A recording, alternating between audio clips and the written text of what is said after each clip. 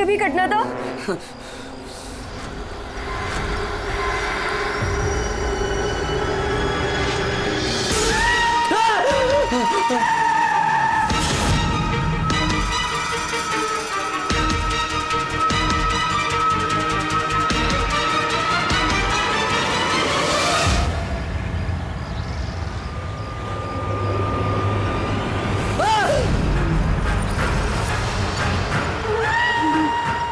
भगवान please help me, मुझे मेरे घर तक पहुंचा दो प्लीज।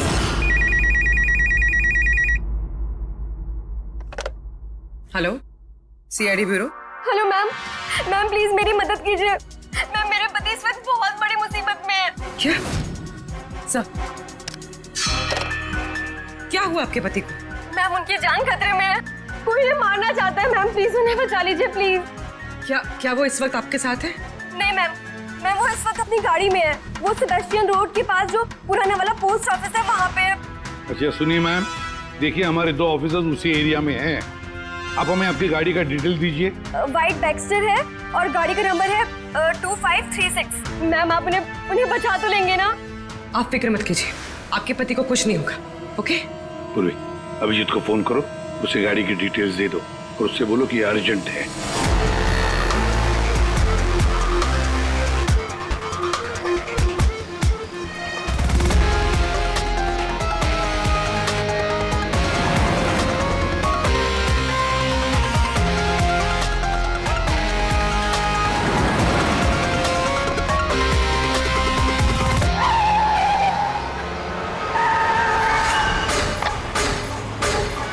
या यही नंबर है।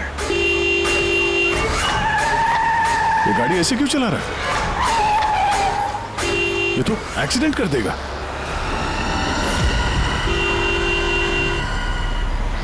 मुझे माफ कर दो, मुझे माफ कर दो, मैं मरना नहीं चाहता, मुझे माफ कर दो।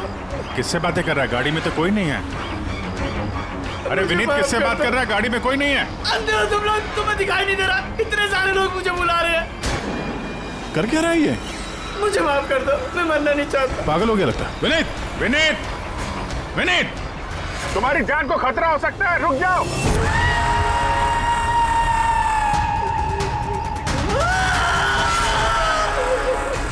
अंकल मेरे साथ खेलो ना, बहुत मजा आएगा। विनीत गाड़ी रोको, साइड में लगाओ।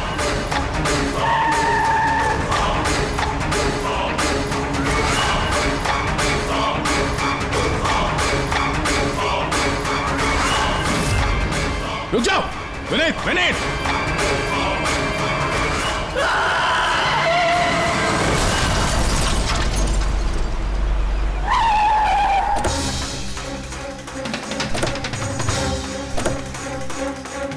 विनीत? ओह नो, ये तो मर चुका है। स्मेल है।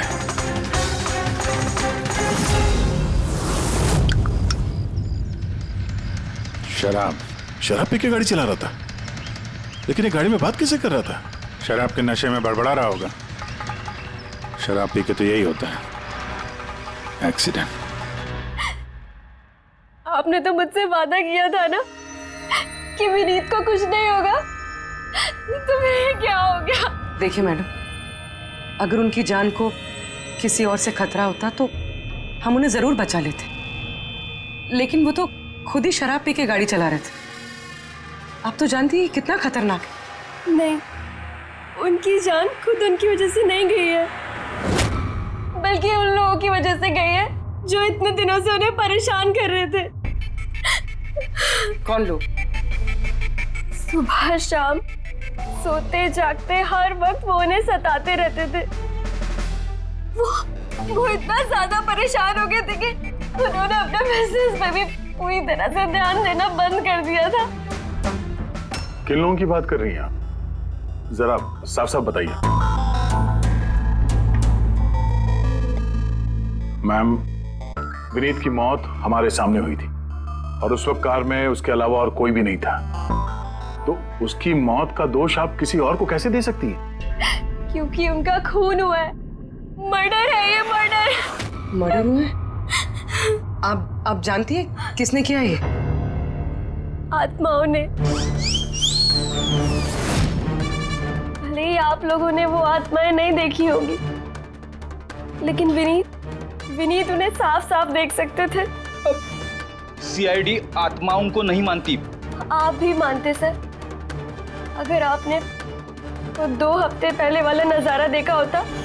लीला उठो, उठो लीला, लीला उठो। विनीत, विनीत,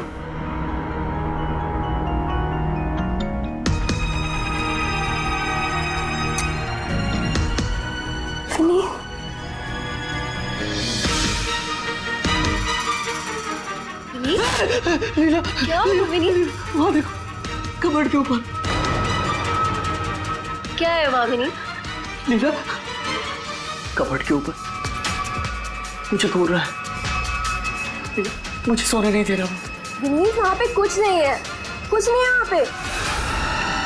तुमने ना जरूर कोई बुरा सपना देखा है। चलो आगे सो जाओ। मैंने कोई सपना नहीं देखा और वो देखो अभी भी घूर रहा है और तुमको दिख क्यों नहीं रहा यार? विनीत, वहाँ पे कुछ नहीं है। तुम्हारी तबीयत ठीक नहीं है विनीत, तुम आगे सो जाओ। चलो, कुछ नहीं है विनीत। मैंने ना बुरा सपना देखा है, इसलिए ये सब हो रहा है। सॉरी सॉरी, मुझे माफ कर दो प्लीज। 1 मिनट, ये विनीत किस चीज के लिए माफी मांग रहा था? ये तो मुझे भी नहीं पता सर। विनीत काम क्या करता था? सर, उनकी कंपनी हॉस्पिटल्स में मेडिकल इक्विपमेंट सप्लाई करती थी। आप श्योर है कि वो विनीत का खून आत्मा नहीं किया? सर, मुझे पहले तो नहीं लगता था, क्योंकि ना तो मैंने कभी कोई आत्मा देखी थी और न ही कभी मैंने उनकी आवाज सुनी थी। लेकिन बाद में मुझे विनीत की बातों पे यकीन होने लगा कि वो सच कहता था।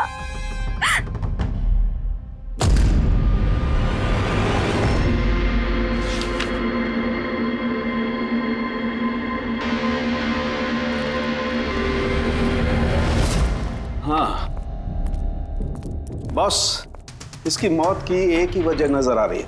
इसके सर पर लगी हुई है चोट, जो इसे एक्सीडेंट के दौरान लगी। पक्का डॉक्टर साहब, कोई और वजह नहीं? अब विसरल सैंपल्स को चेक करना अभी बाकी है, लेकिन प्राइमा फेसी तो यही दिखता है कि मौत की वजह एक्सीडेंट है। तो बॉस, इसके खून में हमें अल्कोहल की बहुत ज्यादा मात्रा मिली। मुझे लगता है उसी की वजह से इसे हेलुसिनेशन होने लगे और इसने टक्कर मार दी। मतलब ये खून का मामला नहीं है। हम फ्यूनरल के लिए बॉडी को लौटा सकते हैं। अगर कुछ डाउट हुआ तो विसरल सैंपल से पता लग जाएगा। पता नहीं सर क्यों अभी मुझे ऐसा लग रहा है कि ये केस उतना सीधा नहीं है, क्योंकि जब हमने लीला से पूछा कि ये विनीत किससे माफी मांग रहा था तो वो बात को टाल गई। हम लोग भी फ्यूनरल में जाएं क्या? वहाँ रिलेटिव भी होंगे, फ्रेंड्स भी होंगे, बहुत सारे लोग होंगे। देखते हैं, कुछ पता चलता है। जाओ, जरूर जाओ फ्यूनरल में।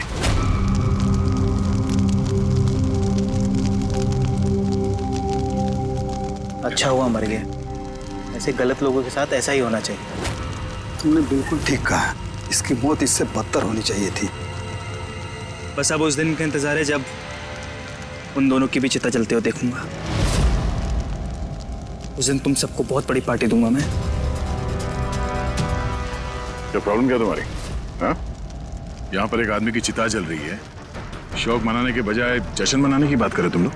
क्यों ना मनाऊं जश्न? अरे असली जश्न तो उस दिन मनेगा जिस दिन ये दोनों भी अग्नि की भेंट चढ़ेंगे।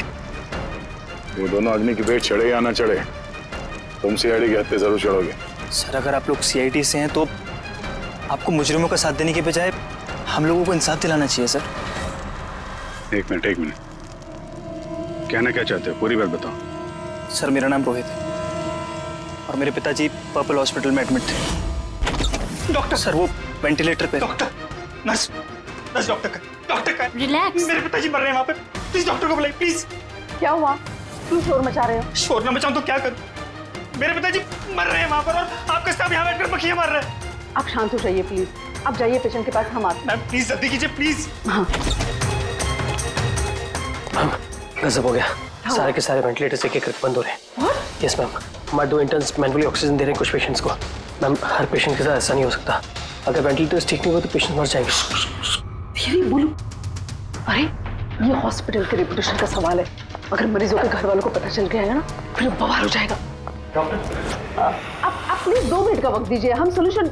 मैम एक एक करके सारे वेंटिलेटर्स बंद हो रहे हैं। बाकी के वार्ड्स में चेक करो। Okay ma'am. अरे वो सप्लायर विनीत को फोन करो ना, वो ही अभी कुछ कर सकता है, बस टेंशन लेने की जरूरत। डॉक्टर महक हुआ क्या है ये सर? वेंटिलेटर बंद हो रहे हैं सारे। आप प्लीज शांत रहिए, मैं बात करती हूँ ना। सर एक एक करके सारे वेंटिलेटर्स बंद हो गए। क्या ऐसे कैसे हो सकता है? तो किसी हॉस्पिटल में फोन करो ना, वहां से मंगवाओ।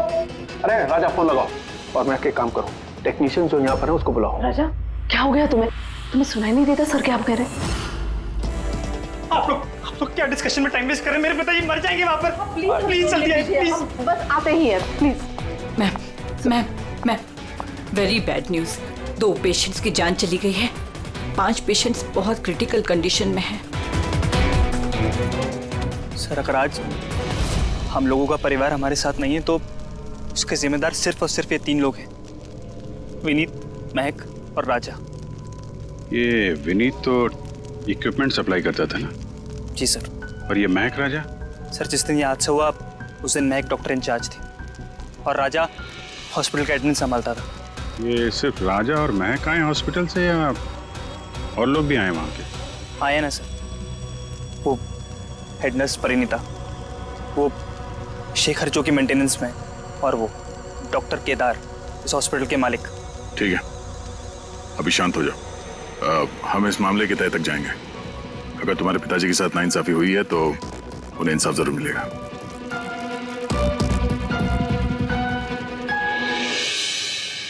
समझ में आया कि ये विनीत माफी क्यों मांग रहा था। मुझे माफ कर दो, मैं मरना नहीं चाहता, मुझे माफ कर दो। और ये भी समझ में आ रहा है कि विनीत की मौत से इतने लोग खुश क्यों हैं। यानी विनीत की मौत का जिम्मेदार कोई भी हो सकता है। अब विनीत के बाद खूनी का अगला निशाना ये महक और राजा हो सकते हैं।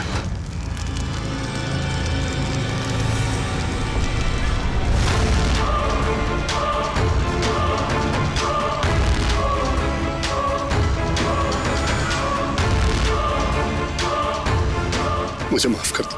तुमने मुझे क्यों मरने दिया? मेरा पीछा मत करो।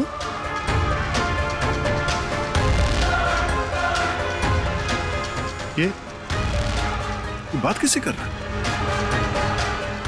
मेरा पीछा मत करो। उन्हीं काल्पनिक लोगों से जिससे विनीत बात कर रहा था। शायद ही तू मुझे बचा सकती थी, क्यों मरने दिया मुझे? तुम भी मरने के लिए तैयार हो जाओ। और ये महक भी सहमी से लग रही है।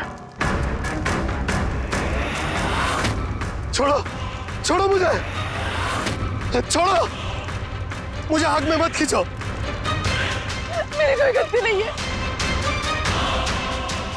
छोड़ो, छोड़ो, छोड़ो, छोड़ो मुझे, छोड़ो, छोड़ो, मत खींचो मुझे आग में। छोड़ो।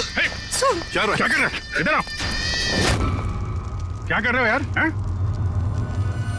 मैं बस परेशान हूँ, इसमें आप लोग क्या कर सकते हैं? मुझे खुद ही निपटना होगा अपनी परेशानी से। आप इधर आओ, थोड़ा दूर हट जाओ इधर से।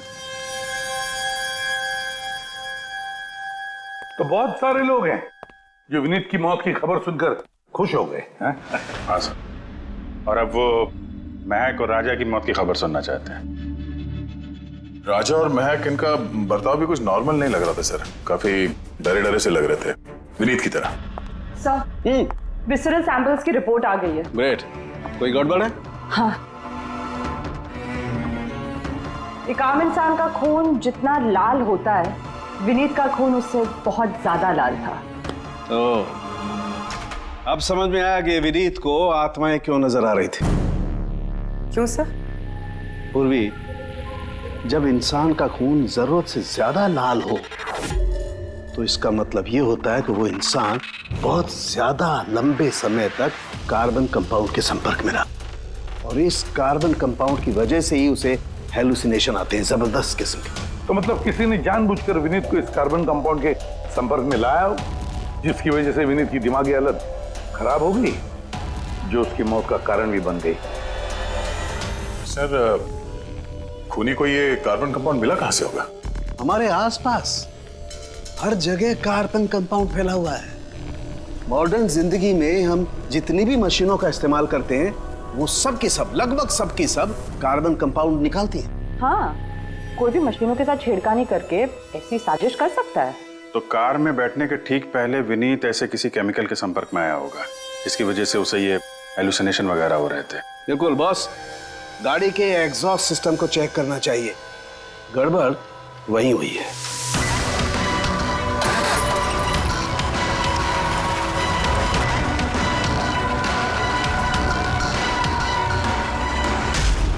सालों के सर तो सही बोले थे सर, इसमें से तो केमिकल भर भर के आ रहा है। एक बात तो पक्की है पंकज, आत्मा कोई नहीं थी। हाँ सर, इसका मतलब अब खूनी के निशाने पे दो लोग हैं, राजा और महक।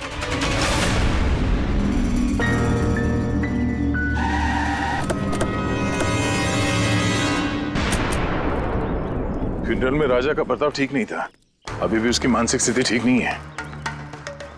अरे सर, दरवाजा तो खुला है।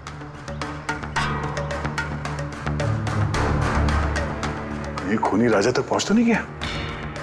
ये क्या माहौल है? कैंडल्स,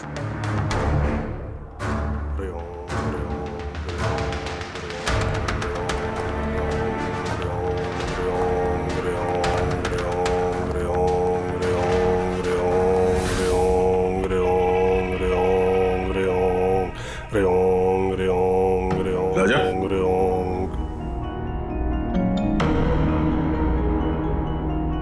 आप ठीक हो? कौन है आप लोग? सीआईडी। विनीत के अंतिम संस्कार में मिले थे हम लोग, तुम आग में कूदने वाले थे, हमने तुम्हें रोका था, भूल गए? अब आप लोगों को मुझे रोकने या बचाने की जरूरत नहीं पड़ेगी। जब तक विनीत का खूनी पकड़ा नहीं जाता तुम्हारी जान को भी खतरा है। अच्छा सच सच बताना, उन 12 मरीजों की मौत क्या तुम्हारी लापरवाही की वजह से गई थी? खबरदार जो मुझ पर ऐसा गंदा और झूठा इल्जाम लगाया तो मैं निर्दोष हूं और कोई नहीं मरा मेरी वजह से। शांत शांत। राजा बड़ी मुश्किल से शांत हुआ है, इसे गुस्सा मत दिलाइए। आपकी तारीफ? श्लोक नाम है मेरा। मैं राजा की इस बुरे वक्त से बाहर निकलने में मदद कर रहा हूं। ओह, तो आप साइकियाट्रिस्ट हैं? साइकियाट्रिस्ट नहीं, साइकिक, मीडियम। इस दुनिया और दूसरी दुनिया के बीच एक पुल समझ लो। दूसरी दुनिया? दूसरी कौन सी दुनिया? वही आत्माओं वाली दुनिया। वैसे हम भी एक पुल है, मुजरिमों की दुनिया से लेके जेल के अंदर सलाखों के पीछे तक पहुंचाने का पुल। पर सर, आप मुझे सलाखों के पीछे क्यों डालना चाह रहे हैं? मैं तो राजा की आत्माओं से बचाने में मदद कर रहा हूं। राजा को आत्माओं से नहीं, केमिकल पॉइजनिंग से बचाने की जरूरत है। और बंद करो अपना ये ढोंग, समझे? सर वो कहां इशारा करे? उस बूढ़े आदमी की तरफ जो एसी के पास खड़ा हुआ है। किसकी बात कर रहे हैं? मुझे तो कोई भी नहीं दिख रहा।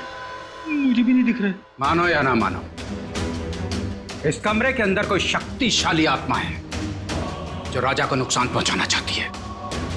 अभी पता चल जाएगा।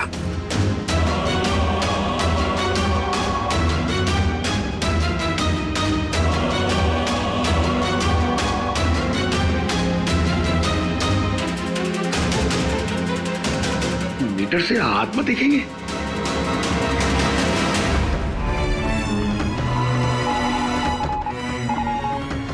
देखा, वो आत्मा एसी के पास ही है। मेरी ईएमएफ मशीन झूठ नहीं बोल सकती।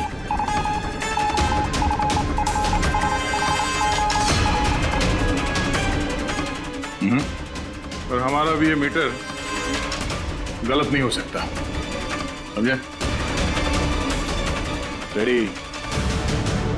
लगता है राजा को कार्बन कंपाउंड का असर उसकी गाड़ी से ही हुआ है। एक काम करो, ये मीटर ले जाओ, उसकी कार चेक करो। रेडी? पंकज,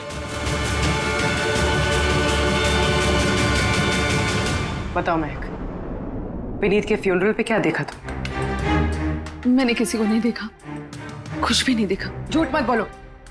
अगर कुछ नहीं देखा तो वहां से डर के भागे क्यों? मैं झूठ नहीं बोल रही हूँ, मैंने सच में किसी को नहीं देखा। अच्छा, अस्पताल में जो 12 मौतें हुई थी, क्या वो तुम्हारी लापरवाही की वजह से हुई थी?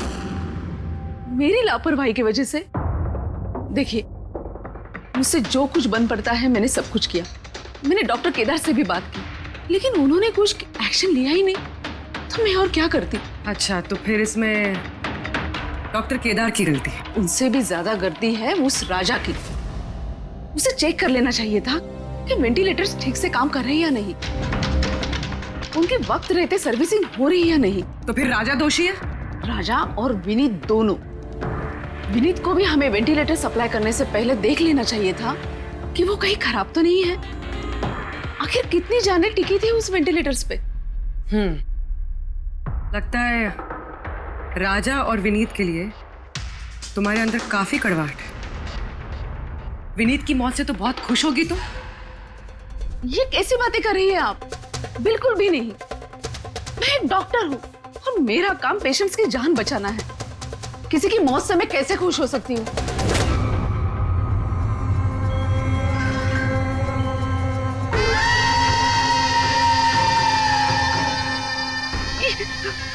वो आ गया, वो आ गया, वो देखिए। लेकिन यहाँ तो कोई नहीं। पीछे है। मैं यहाँ पर कोई नहीं है। देखो, तुम घबराओ मत। जब तक मैं हूं तुम्हें कुछ नहीं होगा। हाँ,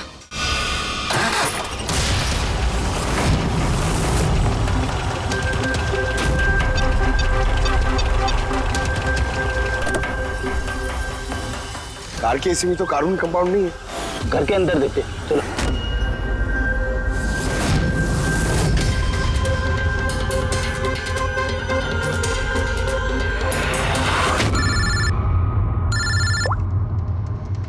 हाँ पूर्वी, महक के घर पे कोई केमिकल नहीं मिला? ठीक है, जब तक वो खूनी पकड़ा नहीं जाता तुम उसके साथ ही रहो, ठीक है? सर, हाँ, कार्बन कंपाउंड यहाँ पे भी नहीं है। कहीं कोई केमिकल नहीं मिलेगा। विज्ञान की दुनिया और केमिकल की दुनिया के अलावा भी कोई दूसरी दुनिया है, मानो या ना मानो। चुप, वो बंद। और जब तक बोलने को नहीं कहा जाए मुंह खोलना नहीं। राजा जी, आपको डरने की कोई जरूरत नहीं है। हम लोग हैं यहाँ पर। जब तक वो खूनी पकड़ा नहीं जाता सीआईडी आपके साथ ही रहेगी। मुझे सीआईडी की जरूरत नहीं है, ये है ना मेरी सुरक्षा करने के लिए। यार ये कैसे हो सकता है? ना राजा के घर में केमिकल मिला, ना महक के घर में केमिकल मिला, कैसे हो सकता है? सर, हमने राजा के घर को अच्छी तरह से चेक किया, एक एक कोना देखा, गाड़ी भी चेक की, कहीं कुछ नहीं मिला। हाँ, मगर दया, अगर कोई केमिकल का इस्तेमाल ही नहीं हुआ है तो फिर राजा और महक को हेलुसिनेशन हुए कैसे? कोई तो वजह होनी चाहिए। और सर, जिस तरीके से विनीत के कार के एसी में केमिकल का इस्तेमाल किया गया है, ये किसी नौसिखिया का काम नहीं लगता है। तो कोई एक्सपर्ट। एक काम करते हैं, बनने वालों के घरों में देखो, शायद कोई ऐसा आदमी हो जो केमिकल्स के बारे में अच्छी जानकारी रखता हो, कोई केमिकल्स में एक्सपर्ट। और हाँ, हॉस्पिटल के उस स्टाफ को बुलाओ। चीफ नर्स जो है ना, हेड नर्स परिणीता, फिर हेड टेक्नीशियन शेखर और मालिक केदार, तीनों को बुलाओ। सर, देखते हैं।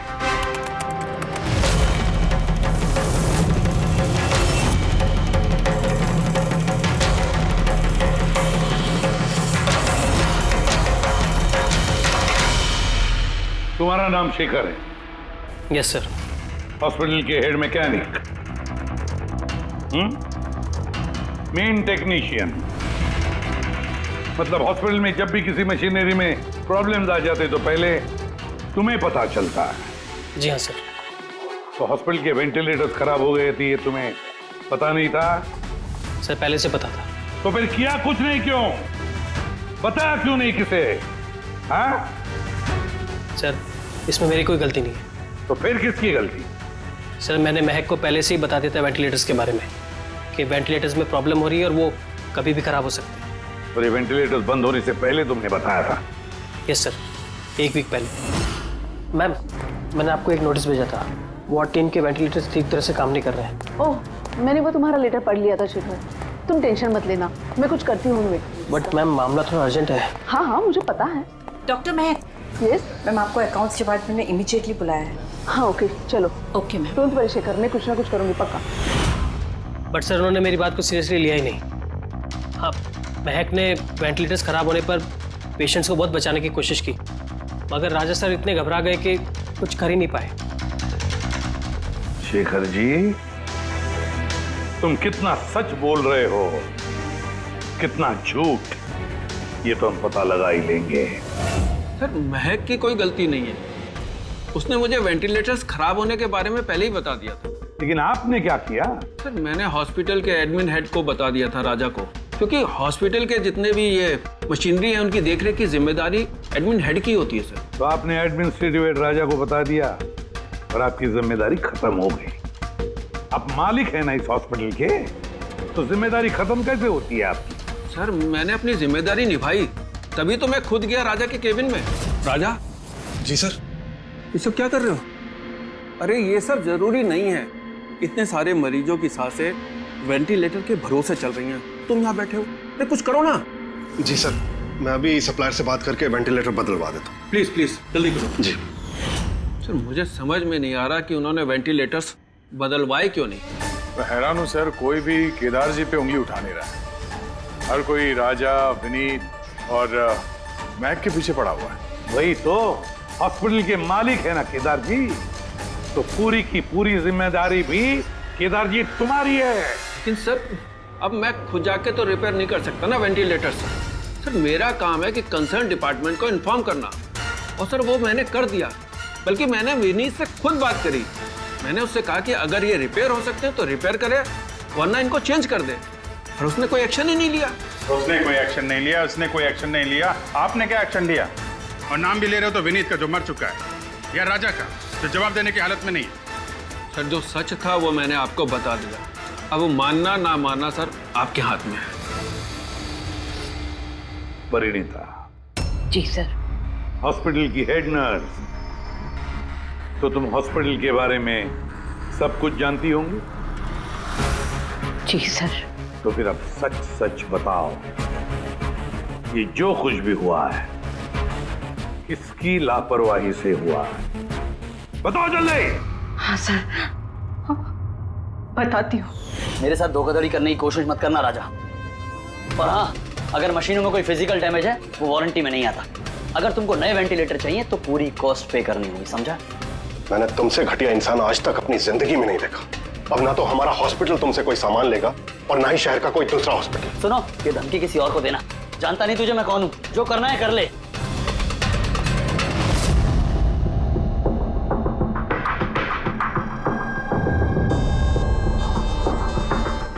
ये जो कुछ भी हुआ है इस राजा और विनीत के झगड़े की वजह से हुआ है। दोनों के झगड़े की वजह से सर इतने लोगों की जान चली गई। राजा को नए वेंटिलेटर का इंतजाम तुरंत करना चाहिए था। सर, इन मरीजों के परिवार वालों में से 3 लोग ऐसे हैं जिन्होंने केमिकल इंजीनियरिंग की है। अच्छा, 3 लोग? तो फिर उनकी कुंडली निकालो, देखते हैं।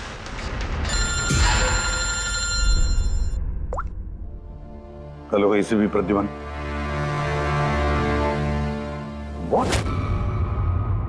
ठीक है, हम अभी पहुंचते हैं।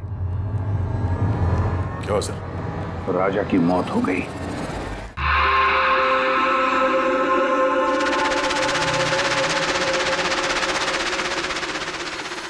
दया, मौत तो इसकी सर पे चोट लगने की वजह से हुई। लगता है छत से कूद गया ये। जरूर हैलुसिनेशंस इतने भारी पड़ गए होंगे कि दिल मिलाकर राजा ने ऊपर से छलांग लगा दी। और तुम ख्याल रखने वाले थे ना इसका? ये ख्याल रखा तुमने? हाँ? सर, राजा तो एकदम शांत तरीके से हो गया था। मुझे क्या पता था कि अचानक उठ जाएगा और खुद कुछ कर लेगा। अभी थोड़ा आराम करो, थक गए हो ना, बहुत कमजोरी होगी तुम्हें। हाँ? जी साहब। बराबर सोए नहीं, जाओ आराम करो। ये क्या डॉक्टर साहब, उसे जाने दिया और ये मीटर रख लिया। दया, ये मीटर जो है ना, ये बड़े काम की चीज है।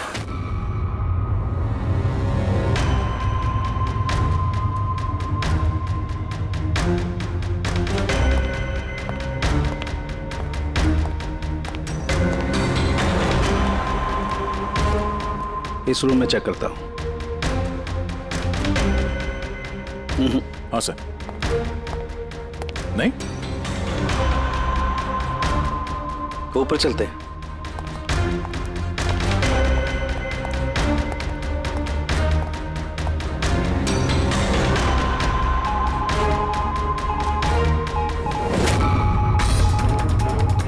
ये सालू के साथ आराम से, ये नीडल तो जंगली घोड़े की तरह भाग रहा है। माय गॉड, हम यहाँ पर ऐसे नहीं खड़े रह सकते दया, हमें प्रोटेक्टिव गियर्स पहनने पड़ेंगे। Protective gears? वो किस लिए सर? अरे अपनी सुरक्षा के लिए।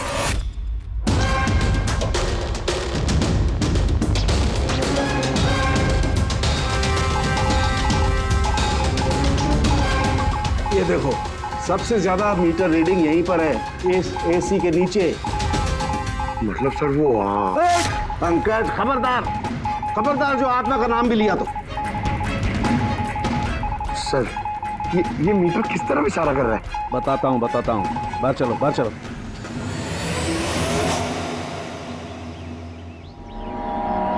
देखा दया, ये है EMF, इलेक्ट्रोमैग्नेटिक फील्ड डिटेक्ट करता है ये। इलेक्ट्रोमैग्नेटिक फील्ड्स, ये तो आजकल सभी इलेक्ट्रॉनिक अप्लायंसेस में होता है सर, टीवी, फ्रिज, एसी में। बिल्कुल दया, लेकिन उन अप्लायंसेस का EMF हिडन होता है, छिपा हुआ होता है, ताकि लोगों पर बुरा असर ना हो। कैसा बुरा असर? इसकी वजह से लोगों को नौशिया हो सकता है, जी घबरा सकता है, बेचैनी हो सकती है, और अगर ज्यादा देर तक संपर्क में रहे तो हेलुसिनेशन होना भी कोई बड़ी बात नहीं है। ओह, मतलब राजा को ये हेलुसिनेशन किसी केमिकल की वजह से नहीं हुआ है, अपने घर के इलेक्ट्रॉनिक अप्लायंसेस की वजह से हुआ है, क्योंकि उसका वो EMF ढका हुआ नहीं था। बिल्कुल। इसका मतलब है सर, किसी ने ये जानबूझ के छेड़छाड़ की है इसमें। हो सकता है दया, वैसे ही राजा को अंदर से पछतावा महसूस हो रहा था, दुखी था बेचारा कि वो मरीजों को बचा नहीं पाया, इसीलिए हेलुसिनेशन उसे पछतावे के रूप में दिखाई देने लगे। शायद इसी पछतावे की वजह से इस विनीत की भी मौत हो गई। बिल्कुल, और वो अशोक, उससे भी कमजोरी इसीलिए महसूस हो रही थी क्योंकि वो भी काफी देर तक इस EMF के संपर्क में था।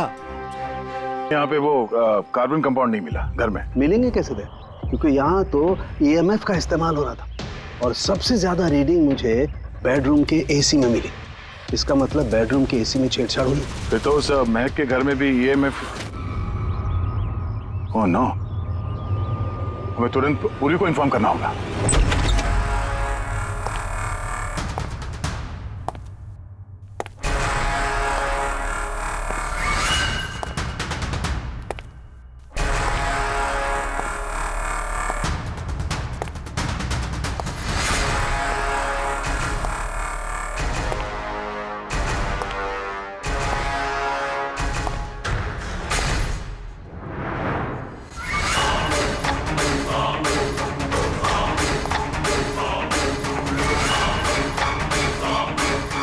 जान लेकर चैन नहीं पड़ा तुम्हें, जो फिर से मुझे मारने आई हो।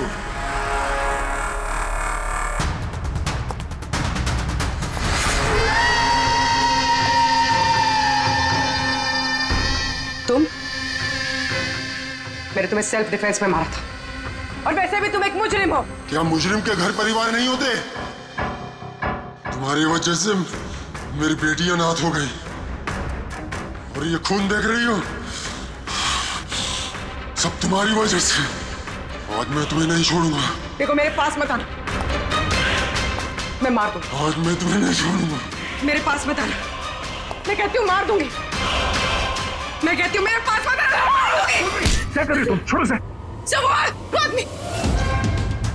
क्या? सर, यहाँ पे। सर रोकिए इसे, ये मुझे मारना चाहती है। पहले यहाँ से बाहर निकली, जल्दी, आउट ऑफ हियर, प्लीज, जल्दी, फास्ट। ये हैं वो 3 लोग जिनका संबंध केमिकल इंजीनियरिंग से है। सुहास, दीपक और किशोर। खूनी इनमें से कोई भी हो सकता है। नहीं अभिजीत, कार के AC में केमिकल फिक्स करना अलग बात है, और इलेक्ट्रोमैग्नेटिक फील्ड को इतनी होशियारी के साथ इस्तेमाल करना अलग बात है। मुझे लगता है ये कोई ऐसा आदमी है जिसे साइंस की, मेडिकल साइंस की बहुत अच्छी जानकारी है। या तो कोई डॉक्टर या कोई साइंटिस्ट। जिसने भी किया उसने पूरा बंदोबस्त किया था इस इलेक्ट्रोमैग्नेटिक फील्ड का कि ये महक और राजा दोनों कायम के लिए उस ईएमएफ के असर में रहे हैं। हो सकता है जब ये दोनों हॉस्पिटल में अपना काम कर रहे थे तब भी ये ईएमएफ वहां पर प्रेजेंट था। तो फिर सर शायद हॉस्पिटल के किसी मशीन के साथ भी छेड़छाड़ की गई होगी। बिल्कुल दया, बिल्कुल। और ये करने वाला वही है, हॉस्पिटल का अंदर वाला। तो ये वो जगह है जहाँ पे महक और राजा बैठा करते थे? जी हाँ। और कौन कौन आ जा सकता था इस कमरे में? सर सिर्फ स्टाफ वालों को अंदर जाने की परमिशन थी, वो भी अगर कोई काम हो तो। मतलब बाहर का कोई आदमी यहाँ नहीं आ सकता? नहीं सर, यहाँ तक कि मरीजों को भी अंदर जाने की इजाजत नहीं थी। उसका मतलब तो ये हुआ कि स्टाफ का कोई है, मतलब आप में से कोई एक खूनी है। ये आप कैसे कह सकते? ये हम नहीं कह रहे हैं, ये ईएमएफ मशीन कह रही है जिसने हमें सब कुछ बता दिया है। और इस ईएमएफ मशीन के हिसाब से इस एसी के साथ छेड़छाड़ की गई थी। इसका मतलब है राजा और महक को मारने की कोशिश की गई थी, मगर बेचारा राजा मारा गया। एसी के साथ छेड़छाड़? क्या कह रहे हैं आप लोग? हमें तो कुछ समझ में नहीं आ रहा। ये बात इस कमरे में मौजूद वही इंसान समझ सकता है जो खुद खूनी है। और वो आज यहाँ एक प्रोटेक्टिव गियर पहन के आया है ताकि इलेक्ट्रोमैग्नेटिक फ्रीक्वेंसी से उसे कोई नुकसान ना हो। क्यों? कौन है वो?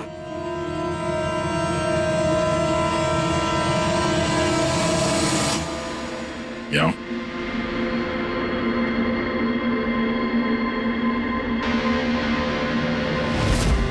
फैशन सेंस तो बहुत अच्छा है तुम्हारा शेखर। कपड़े के अंदर ये सुरक्षा कवच। तुम्हारे सारे पत्ते खुल चुके हैं शेखर। हमने तुम्हारे बारे में सब कुछ पता लगा लिया है। तुम ही यहाँ पे सिर्फ ऐसे टेक्नीशियन हो जो एसी के साथ छेड़छाड़ कर सकते हैं। अब जल्दी बताओ, क्यों किया तुमने ऐसा? हाँ, मैंने किया ये सब। और क्या गलत किया अगर मैंने महक, विनीत और राजा पे इल्जाम लगाया तो? इन लोगों की वजह से 12 मरीजों की मौत हुई जो मुझसे देखा नहीं गया। और मैंने सोचा कि इन लोगों को भी वैसी ही मौत मिलनी चाहिए जैसे उन 12 मरीजों को मिली। इसलिए मैंने ईएमएफ और कार्बन कंपाउंड के जहर का इस्तेमाल किया ताकि इन लोगों को ऐसी मौत दे सकूं। मौत नहीं, एक भयानक मौत। और ये मेरा इंसाफ था। इंसाफ करने का हक सिर्फ कानून को है, किसी और को नहीं, समझे? तुम जानते थे उस केमिकल के इस्तेमाल से उन लोगों को हैलुसिनेशन होगा। वो मरे हुए मरीज उन्हें सामने दिखाई देंगे जिसकी वजह से वो पागल हो जाएंगे। क्यों? और मैं अपने मकसद में कामयाब भी हुआ। जैसी मैं मौत चाहता था वैसी ही मौत विनीत और राजा को मिली। मगर